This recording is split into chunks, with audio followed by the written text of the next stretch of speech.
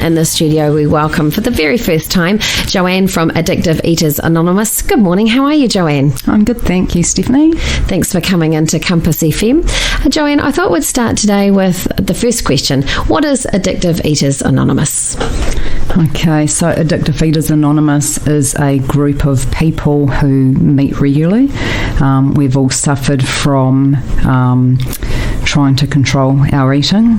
We have some of us are anorexic, bulimic, overeating, undereating. Some of us are a normal weight, but we all have the common problem, the obsession around food and not knowing how to stop that compulsion and obsession to eat. So Addictive Eaters Anonymous is a fellowship of people who have found recovery, and we all support each other through our recovery. What a wonderful group that it is. Joanne, how is life different for you now being a member of AEA, if you can share some of that journey with us? So Addictive Eaters Anonymous, which we refer to as AEA for short, it's a 12-step fellowship, the same as Alcoholics Anonymous, Narcotics Anonymous, other 12-step fellowships. And before I even knew that there was a fellowship for somebody like me, somebody with a problem with food, I thought I was the only one. I was struggling. If I think back to what it was like, I picture myself in my house trying to bring up children, trying to be a wife, and really struggling every day around not feeling like I fitted in anywhere, feeling different to everybody else, constant mood swings, very highs and lows, never any middle ground. I constantly obsessed about my body, my weight. I was on the scales, off the scales. It didn't matter what I ate. It could be an apple or it could be a piece of cake, but whatever I put in my mouth, I felt like I had put on a huge amount of weight. My everyday was thinking about not eating or how many calories I was burning off. It all revolved around life around food and trying not to eat. What life is like now, I always used to wake up so angry every morning because I had so much shame, guilt and remorse. And I guess the difficult thing was that I had always felt like that, but I didn't know how not to be like that. I just wanted to be a good mum and just wanted to be happy. So after I found Addictive Eaters Anonymous and I was guided through the steps with a sponsor, I never wake up angry.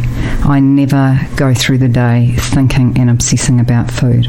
I eat 3 meals a day and I live a normal life. Like I have children and a husband and grandchildren. I work with families. I was just about unemployable because I wanted to stay in a very safe network, which was my home, and couldn't wait for the day to end so I could pull the curtains.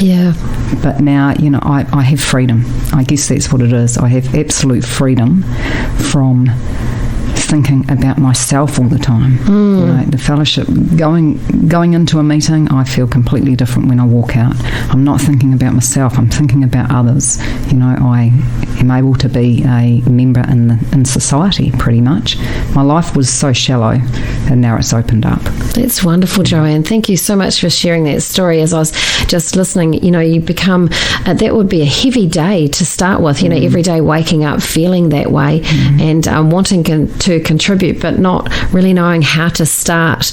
And Addictive Eaters Anonymous is a wonderful way to be able to help support you with that. That is fantastic. So how do we get in touch with AEA? Okay, so we've got a fantastic website, and if you go into that website, it guides you through to meetings, online and face-to-face.